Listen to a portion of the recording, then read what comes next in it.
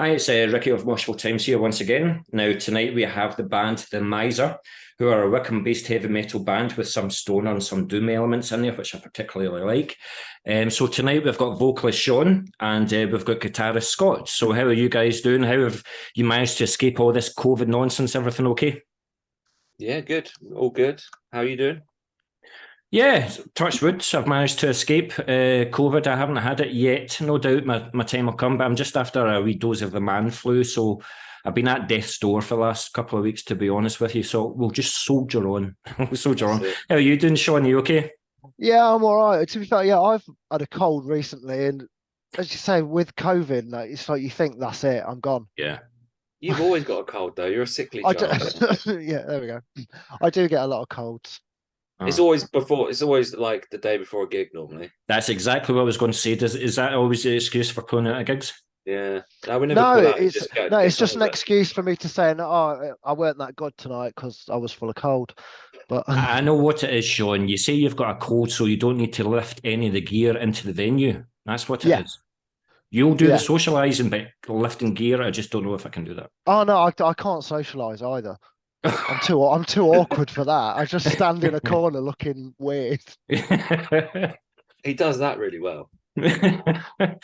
Well, that was one hell of an introduction, so I'm delighted to meet you guys. Now, I know this is your second EP. Memento Mori is going to be released in February. Is it February the 3rd? Is that right? That's it. Yeah, Yeah. February 3rd. Yeah.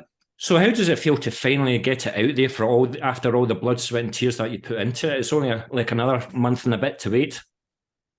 Yeah, it's been a long time coming actually because we recorded it in 2021. Um, Right. that was a pretty arduous process in itself because we were recording at Monolith Studios in Tottenham in London. Okay. And we finished all the drums up, and we were due to go in following weekend to do the bass and guitars and everything. And he actually had a flood; his studio flooded, Wow. so that kind of pushed things back a bit, and we Was it got damage delayed. to the equipment or was it just an No, I inconvenience? think his equipment was okay. He got lucky.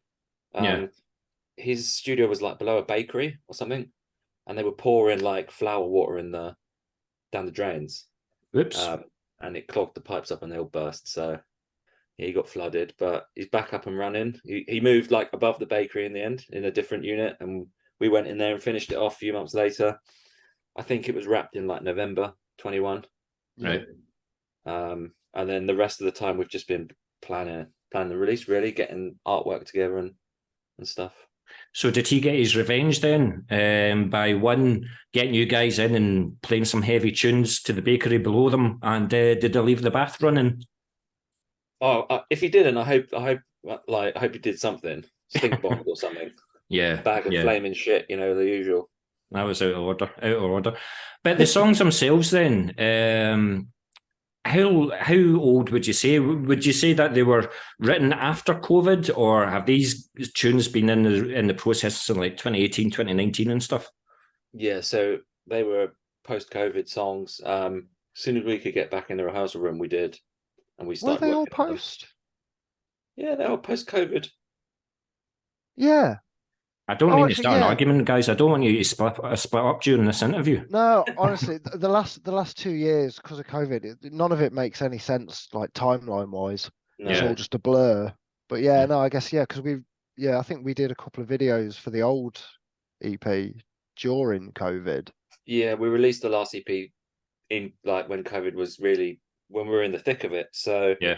we did a single a month, just to sort of keep people Keep entertained the a little name out bit, there. Yeah. get the name out there. Yeah, got some good traction on that EP, got some good reviews. But I think this one is completely different, really, in its weightiness. I think it's heavier. I think the songs are written better. Yeah. Um, overall, better EP. Well, that's what I was actually going to ask. Although it's your second EP, you have released a debut album, but I was just wondering then, since it sounds as if you are quite quick songwriters, were there discussions of it becoming your second album, or was it always going to be an EP? Yeah, it was always just going to be an EP. Yeah, the album was. We've had a strange career as a band, really. I mean, we get compared to Black Sabbath a lot, but it'd be more appropriate to compare us to Spinal Tap. The amount of members we've been through, which has like held us back and limited our progress. So that album was recorded with a different drummer to what we have now. Didn't come out as well. I mean, if we're being completely honest, didn't come out as well as what we had hoped. Would you love the opportunity to maybe re-record it? No, I don't think so. I think it's just best to keep moving forward and leave it where it is in the past. We don't particularly push anything from it anymore. We don't really play any of the songs that are on it. Yeah. I mean, it was an important moment for us as a band. I think like recording an album is like a huge thing. Absolutely. But it was a good learning curve, and we just know how to do things better now, I think. I also don't know if you're looking at the way that things have changed since COVID. It's a discussion that I have with a lot of bands. The older bands still tend to like the albums. They like the beginning, the middle, and the end. They like the artwork. They like the lyric sheet. They like the whole package. Whereas the younger generation now like to do single, couple of months single, couple of months single. And that's what you guys have done. You've released a couple of singles, maybe a wee bit longer in between, but you've released a couple of singles.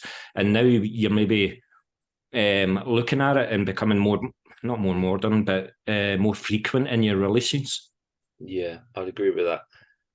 I think that's it. I think it's better, especially as a band of our sort of width base. I don't know how to describe it. The level of where we are, type thing. It just seems better to just constantly try and keep pushing stuff out rather than do an album, disappear for a bit, everyone sort of forgets it, and it's the sort of the same thing as like I don't think we're going to be doing any sort of physical copies of anything for a while because the market's not really there for it for the smaller bands.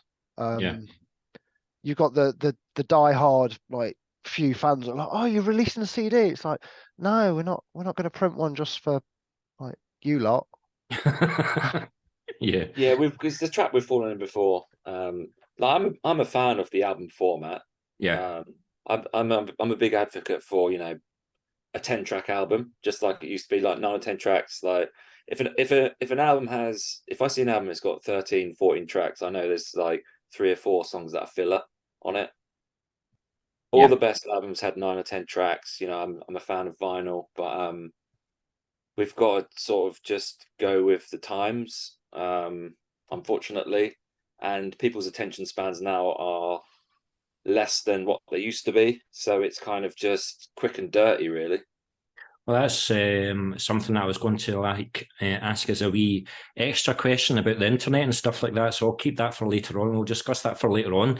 But for those that are, after being in the band for a number of years now, and for those that are new to the band, then how would you say Memento Mori compares to your early material? And maybe because you guys you've been doing this since like 2014, but do you think you've found the sound that you've been looking for with this new EP then?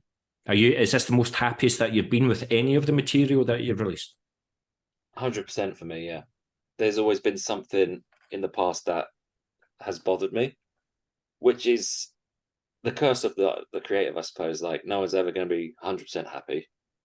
But production-wise, it's the best we've ever sounded. Songwriting-wise, it's the best we've ever written. I think the lineup now is the strongest it's been, so that helps. There's always been like a weak link in the past, which was the problem with the album. Like the drummer, then he was the weak link. It sort of brought the whole thing down. And he probably won't hear this, so I don't mind saying it. Seeing as he hates us now, yeah. But yeah, I think this is the best it's ever been. Cool. What do you think about yourself, Sean? Yeah, I mean, I think how would you say it compares to like your debut EP, for example, and even the album and even the singles that you've released? I think so. I'll always have a soft spot for some of the old tracks, but I think it just sounds more put together nowadays. Maturer. Yeah. So what do you think's brought that on? I mean, you've talked about a weak link or something like that, but what's made the songwriting its best? What's made the togetherness is best? Who's brought more to the table? Maybe has Dan brought more stuff, or what do you think it is? Yeah, I mean, we've all just gotten older, so obviously we've just matured naturally. Well. I think in the early days, we all lived together in a flat, and it was, it's pretty debauched. We were focused on other things more than the music sometimes. So yeah, we just got older. You kind of get bored of some of those vices. Dan has brought a lot in terms of our maybe not all of them. Well, no, not all of them, but you kind of, where to draw the line sometimes. Yeah, a bit more measured, I guess. Yeah. Yeah, Dan's really good in our songwriting. Like he's very critical, and actually when he joined, we all agreed we'd take like a no punches pulled approach. So we would say what we think about an idea or a part of a song, and if someone gets upset about it, it's like, too bad. It's not like a personal thing. It's just we want to be open and honest with each other. Yeah. In the writing process. Well, that was it. I think before no one ever questioned anything. It was just, oh yeah, we're going to do that now. Like the songs are going to go here now. We'll do that. And now it's like we actually go, oh, should we do that? Could we do it better? I don't know. Yeah. It's just Communication is key, isn't it? Yeah. I mean, before I would put whole songs down into like Logic, record the guitar parts, and put some just like a beat to it, and then I'd send it to the guys, say learn it, and then we'd get in the room and they would have learned it, and we'd play it through and we'd tweak it, and that basically be the way of doing it. Yeah, it's a lot more collaborative now. Is that what you're wanting, Scott? Are you wanting that collaboration, or are you happy for some of that pressure and writing all the songs taken away from you? You want everybody to contribute? Yeah, I prefer it to be collaborative for sure. Cool. Yeah. Cool. Excellent. And that's recorded live, ladies and gentlemen. That's a Moshville exclusive. But you've also released a music video for House on the Hill, which I very much enjoyed, by the way, and I watched it about half a dozen times today, so I might contributed to the amount of views that it's had. Is this going to be the only video to conclude the visual side of the album, or do you see yourselves doing another video? Yeah, we're gonna. We've recorded one more for the track on the album called Scars, and potentially do another if we get around to it. Yeah. Track to be determined, I think. So is that going to be more around the release date? Yeah, I would have thought so, yes. I think Scars is coming out sort of around the release date or slightly before, January sometime. Yeah. And then once the EP's out, then maybe a few weeks later get another video out. Yeah. So how was it getting together and doing that video then? So where did you record it and all the rest of it? Who done it for you? We did it in our rehearsal room. You? Yeah, we've filmed it in our rehearsal room, put up some black sheets and some you see this red light that's sort of glowing? Yes. Around here. I bought these on Amazon and we stuck them together into so they look like those tall tube LED lights. I think they look quite effective. So you don't need thousands and thousands of pounds. You just need to left click on Amazon for one. Yeah, they were 16 quid, and they're kitchen counter lights under the kitchen counter. Is this an advert? Yeah, I'm getting commissioned, so shut up.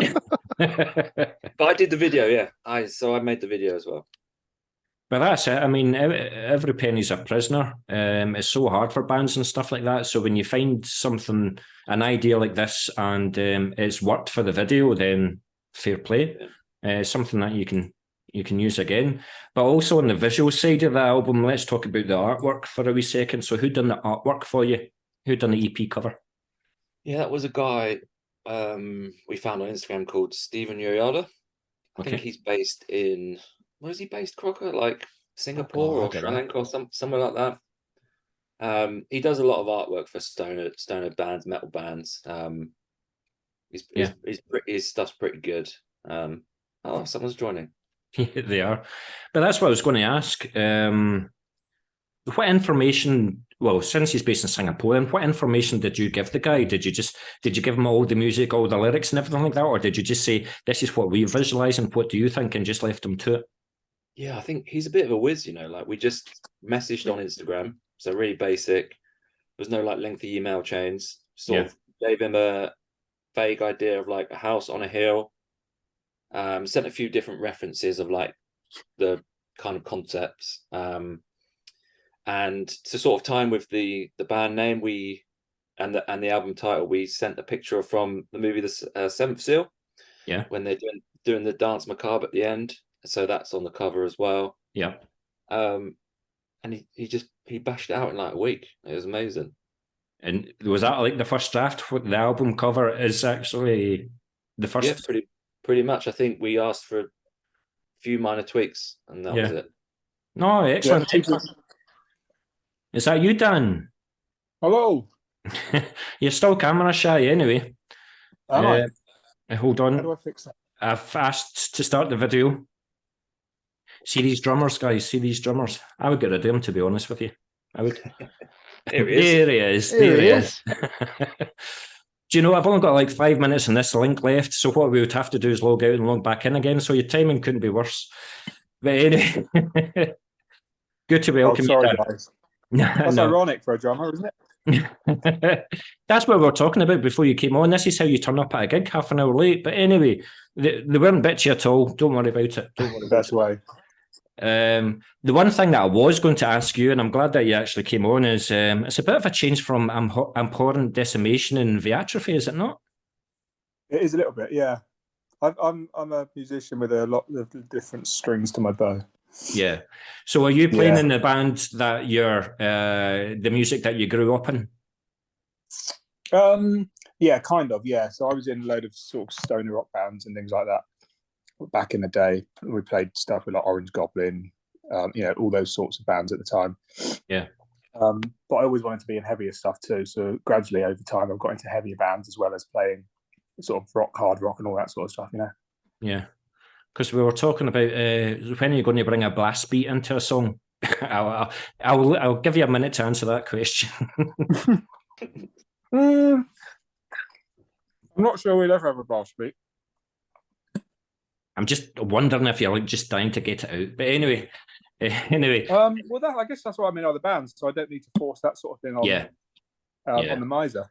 Yeah. It doesn't really fit. It would be silly to put it in just for the sake of putting it in. I think they've had that with other drummers where how many drums did the old drummer have? About 12? We were saying this when before you came on about his double kicks, and when you joined, you're just like, I'm not going to do that because it's not the right vibe. Yeah, it's bullshit, isn't it? Really. You do that in metal bands. You don't do that in rock bands. Yeah, there's a time and a place for it, isn't there? Exactly.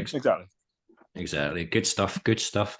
But at present, you guys are currently unsigned and you're completely independent. So is an ambition for the band to remain independent with no time pressures for doing anything, just do it at your own pace?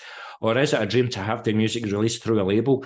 Like a band that I headlined Winterfest for us, Dog Tired, they're about to release their 5th album totally independently, and they just like doing things at their own pace, and they're not really looking for any kind of label interest. But what about you guys?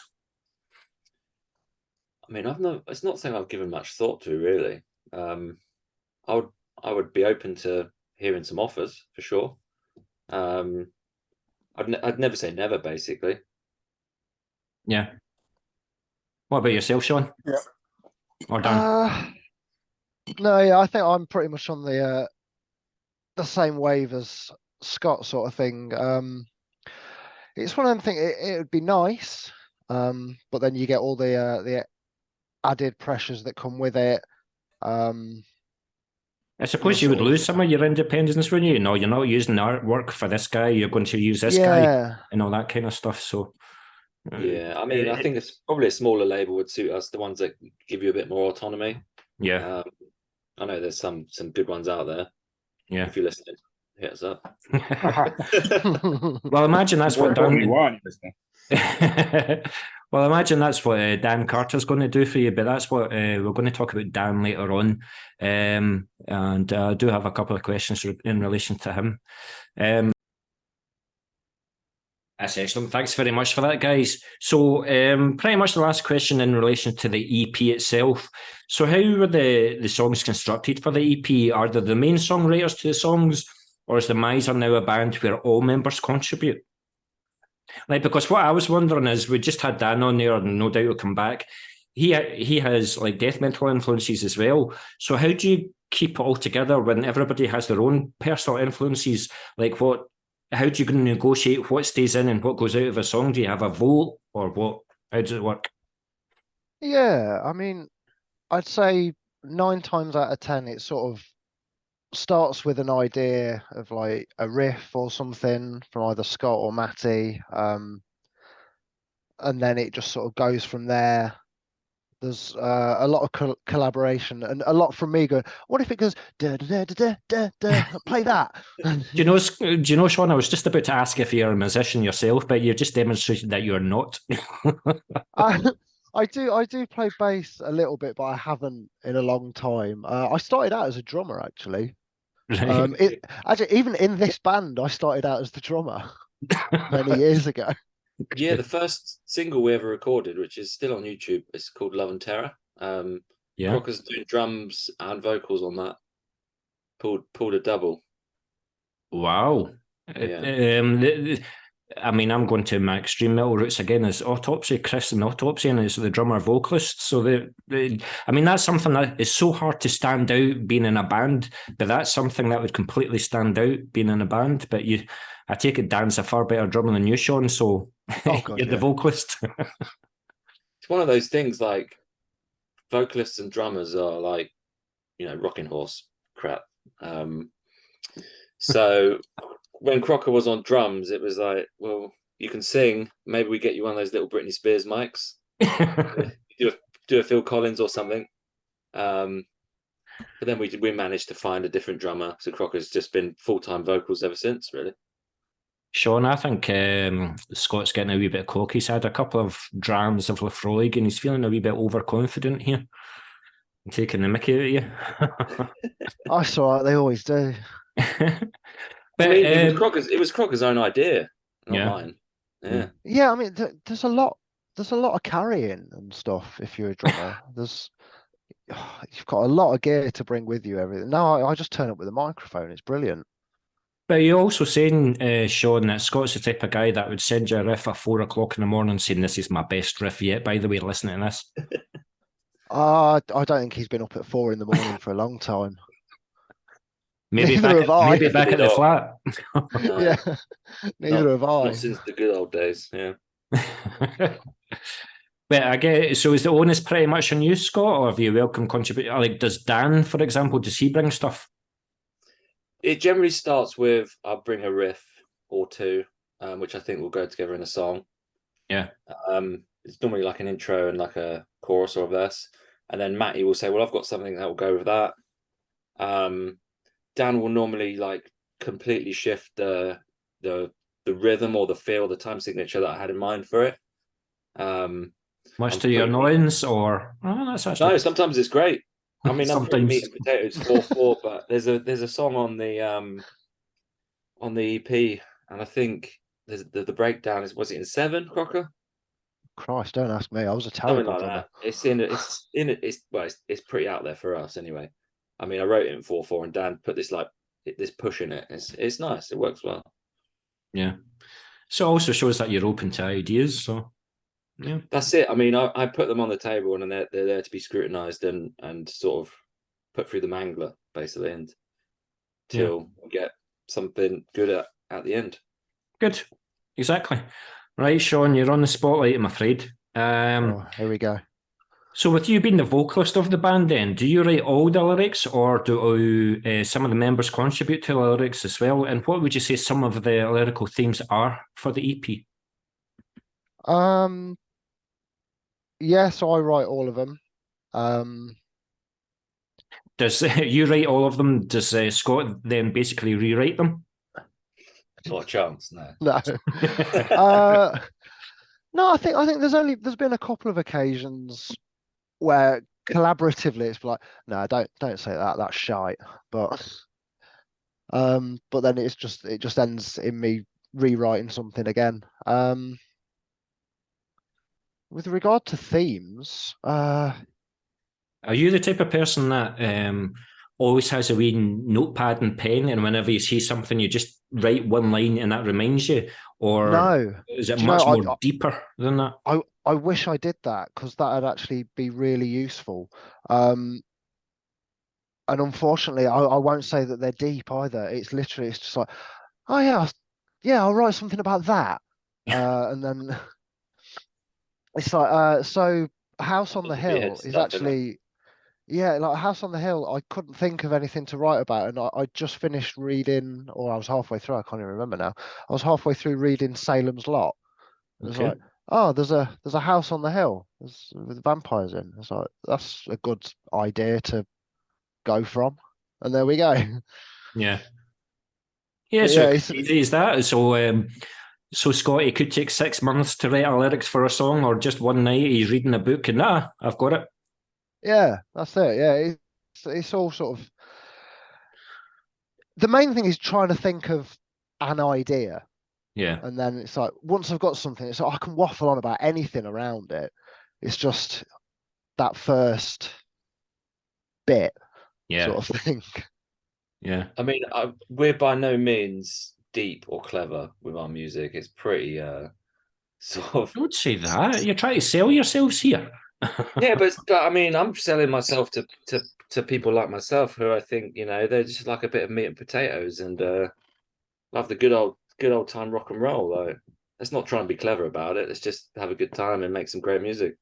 Yeah. I like meat and potatoes. Exactly. Here he is. Sorry. Welcome. Just the worst timing tonight. I've got a little screaming kid who's not very well, and I'm trying to cook dinner for everyone, and it's bath time, and God knows what else. So it's a bit of a Bath time for bit of a yourself, juggling act or tonight. Sorry, guys. no bath time for yourself, or I've done all that. Yeah. cool. No, we were just talking about the lyrics there and how Sean pretty much takes care of all the lyrics. Are you quite happy with Sean to do that, Dan, or would Yeah, you like as to long as, suggest a couple of things?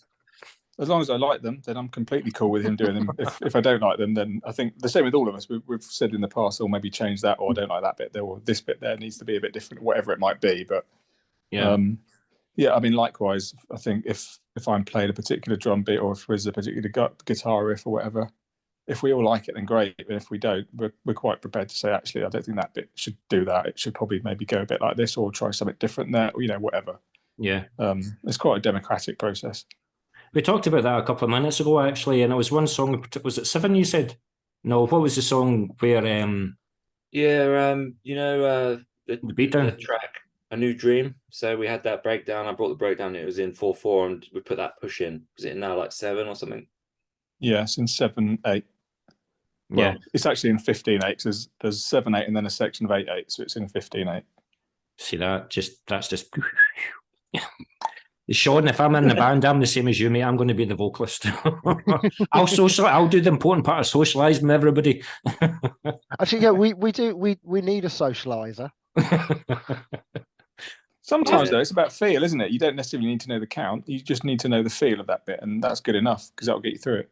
Because that's what we were talking about, like with everybody having their own personal influences to the songs, how do you negotiate what stays in and what goes out of it, you know? And that's what brought on the discussion with your drum beat. Right. Yeah. I mean, I think we kind of discuss what stays and what goes. Or just if we like the sound of it, if we like the feel of it, then it works. If we don't, then we're like, well, actually, I mean, we've written whole songs before and come back a week later and gone, don't really like that. Yeah. I mean, if a lot of it is on feel, isn't it? We'll play it through. That doesn't feel right. It's too slow. It's ploddy, or you know, we change it up. So who's the moody one in the band? Who's the hardest to please then? Probably me. Yeah. I think it is probably me, to be fair to myself. High standards. Yeah, I mean the thing. Yeah, is, I don't think. I kind of think you spend weeks writing stuff, and then when you've got this finished song, if you don't like it, then why would you want to play it? And even if you do play it, you're not going to play it well because you just don't care about it. So I think it's important that everybody likes it, and if that means starting from scratch, then that's just how it has to be, I think. So how long have you been in the band, Dan? I think probably about 3.5 years. So do you see this? Do you see this kind of level up, Scott? Like, do you see just the band is going in the direction that you've wanted it to go in? Absolutely. So yeah, I think Dan joined around May 2019, and sort of filled in for our old drummer, stepped in pretty quickly. So that was kind of getting him up to speed. We'd already been working on some new songs with that guy, so we continued with those, recorded the last EP around November of 2019. Yeah, and then we were getting ready to release it in 2020. Then obviously COVID hit, and that slowed down our progress with Dan being in the band. I mean, we had that EP in the can, but this is like the first fresh material that we've done with him. I think it is, isn't it? That last one we'd completely written everything before. If I'm thinking. Maybe one or two. I don't think we had. I think maybe it was 50% written. I can't remember, to be fair. I think it was 50% written, and we sort of changed a few bits, added a few bits, blah, blah, blah. Yeah. I think the core of it was probably mostly there, but then we sort of fine-tuned a lot of it, if I'm remembering it correctly. So would it be cheeky in asking if you've already got more songs? Yeah, we've started working away in the studio on. I think we've got sort of 3 skeletons down for some new tracks, and some other ideas in the pipeline. So the masses are going to hear a lot more from the Miser then, is that what you're telling me, in the near future? Yeah, I certainly hope so. Good. That's what I like to hear. So talking about all this writing then, where do you rehearse and where do you record your songs? I thought that was a difficult question. I just don't want to keep answering all the questions. I was waiting for someone else to answer. Right, Sean, where do you record and where do you rehearse? Did you say where do we rehearse? Where do we rehearse? Yeah, we rehearse. There's a little studios it's called the Room Studios in Hurst, which is just outside Reading. Used to be owned by the drummer of Tesseract. Okay. He then sold it or gave it, or however, transferred the business deeds over to the drummer from Monuments, and then he has since sold it on to someone else. So it seems to have always stayed in this sort of proggy tech realm. Don't quite know how that works, but yeah. So that's where it originally started from. Jay from Tesseract owned it and built it for years, and then he gave it to someone else, and now somebody else runs it. So we rehearse there. How often would you say you get together?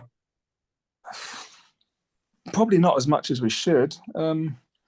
I think this time of year it's a bit of a slowdown. A few of us have got kids and stuff, but normally it's probably every other week, I'd say, we get together. Yeah.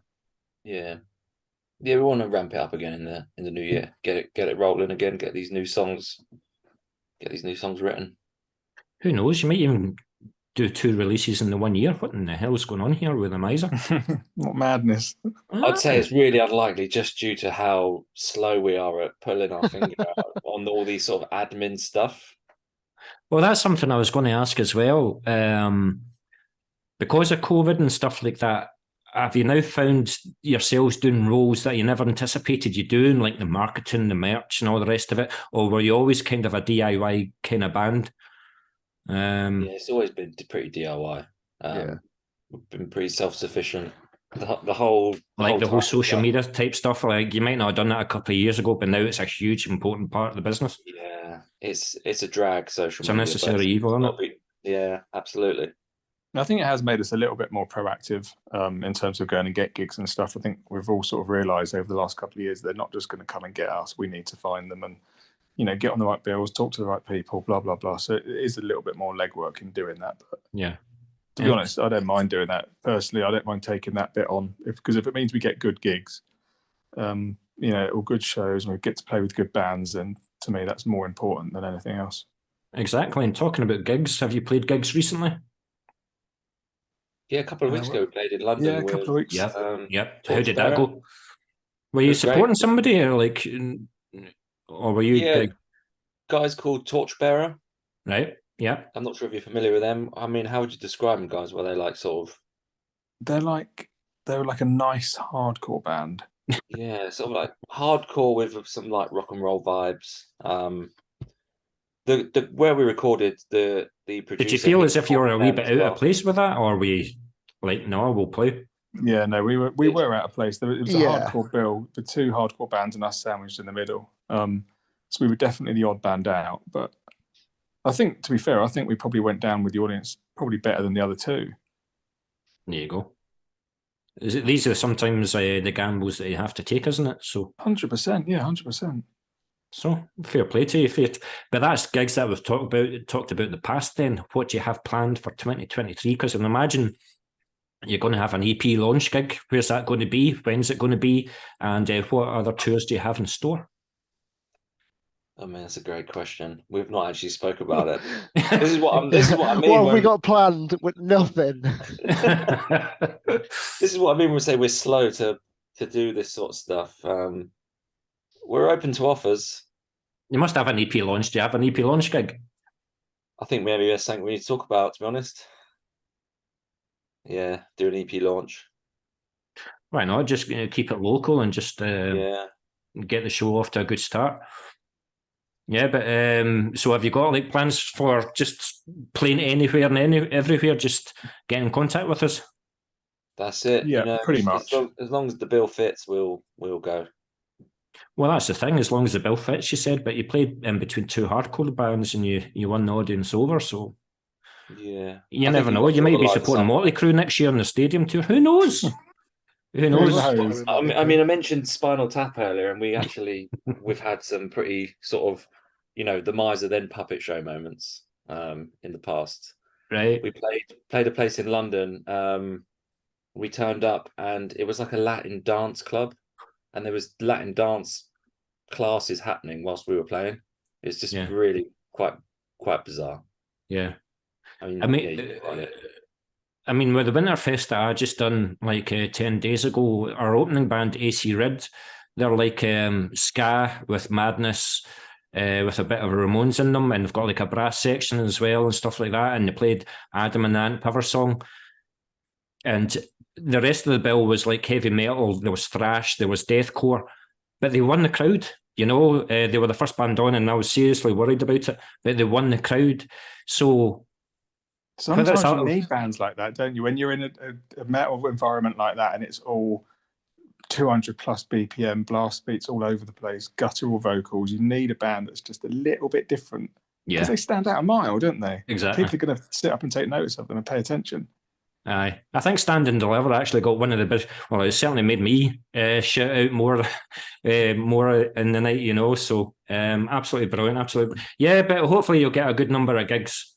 And just remember, there is a wee country north of the border of England. It's called Scotland, just in case you weren't aware of it. Yeah, we'd love to come to Scotland.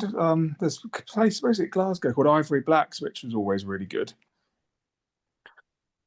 I don't like him. He knows where I live, doesn't he? I bet you he knows where I live. Because that's where Winterfest was. Oh, is it really? Okay.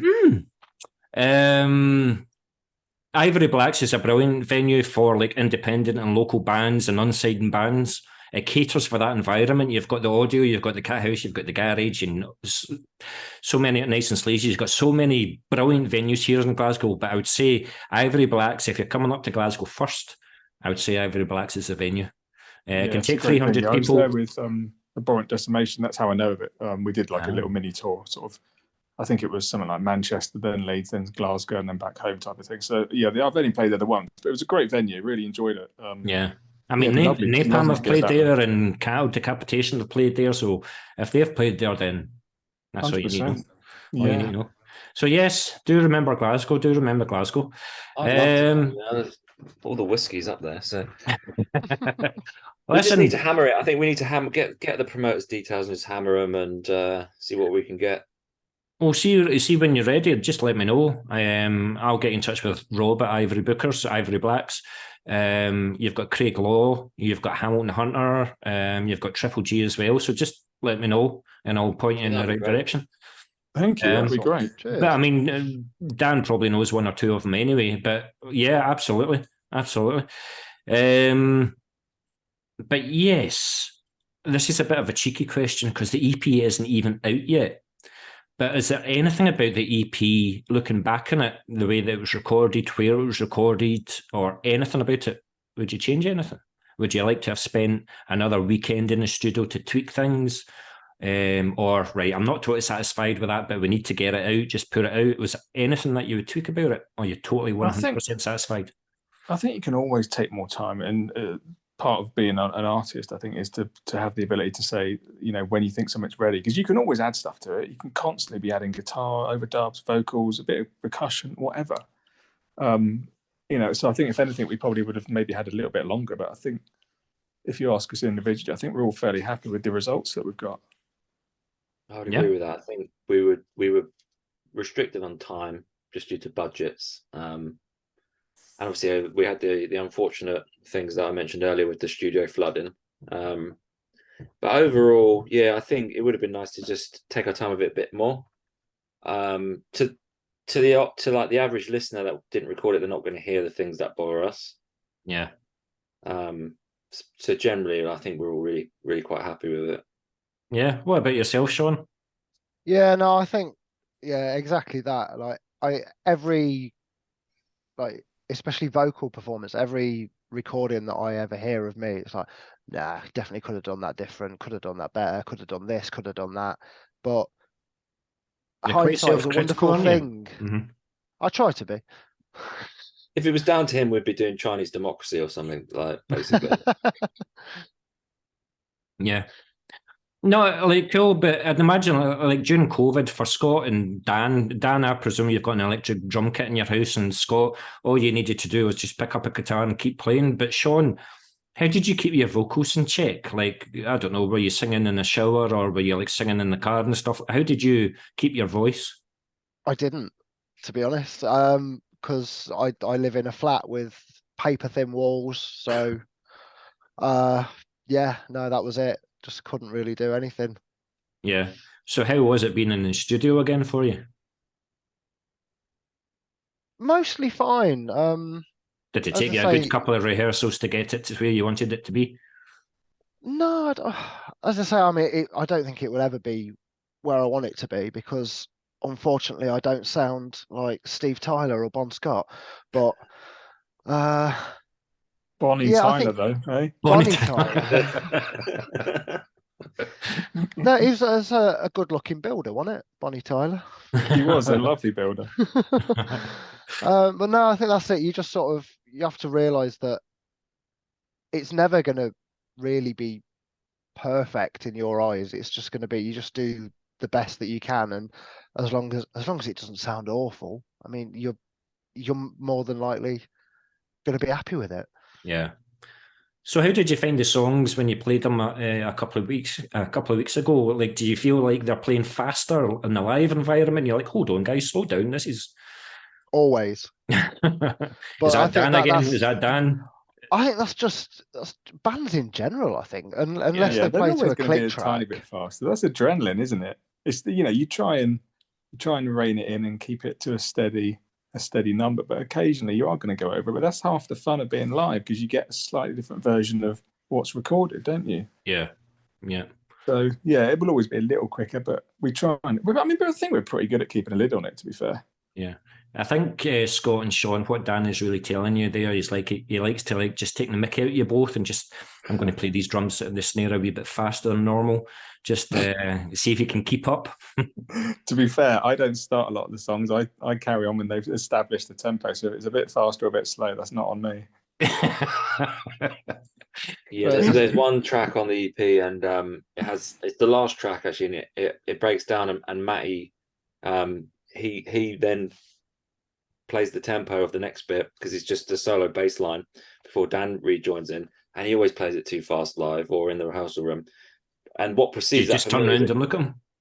Well, it's what precedes that for me is a guitar solo, and it's quite technical. So to play it at the speed that he goes into it at is, it can be tricky for sure.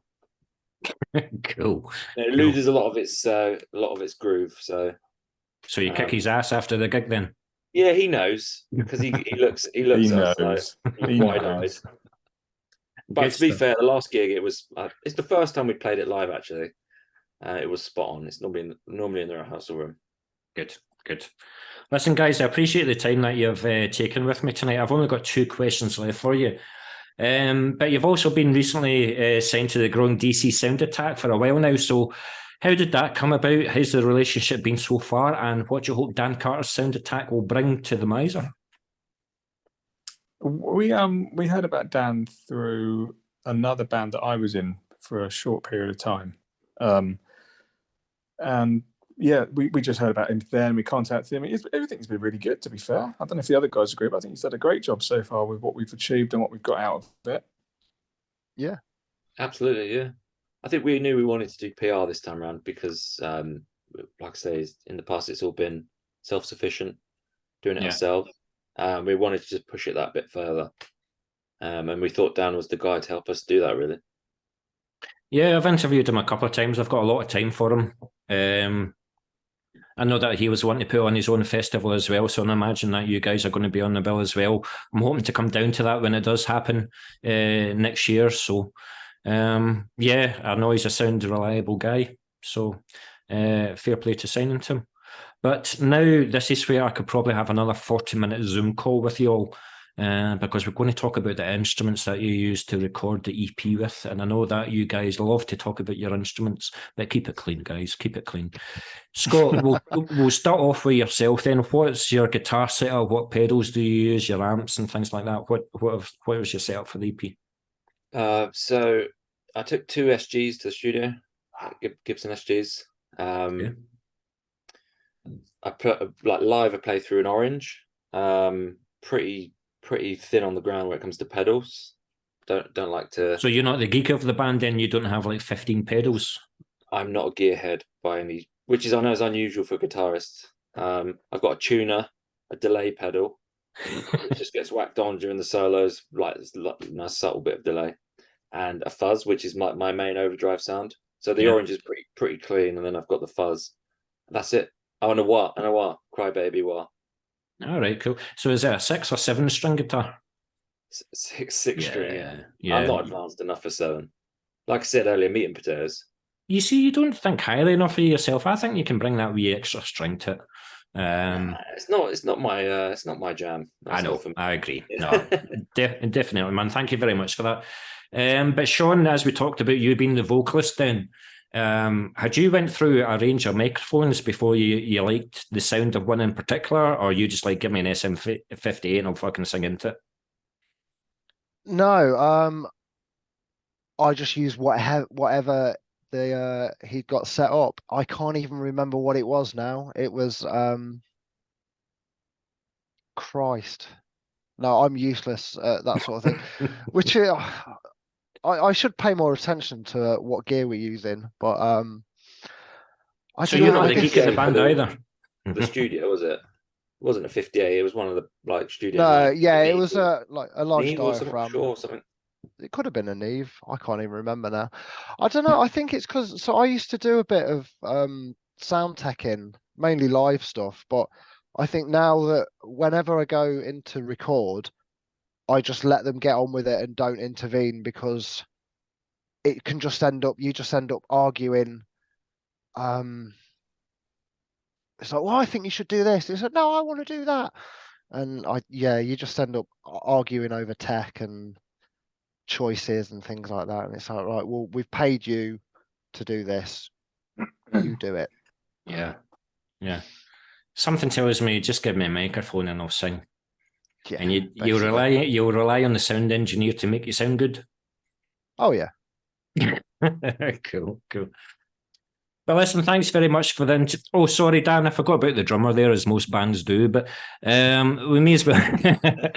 we may as well talk about your setup. So, what's your drum setup then? What did you use for the EP? So for the EP, I used the DW kit. It was 22 bass drum, 12, 14, 16.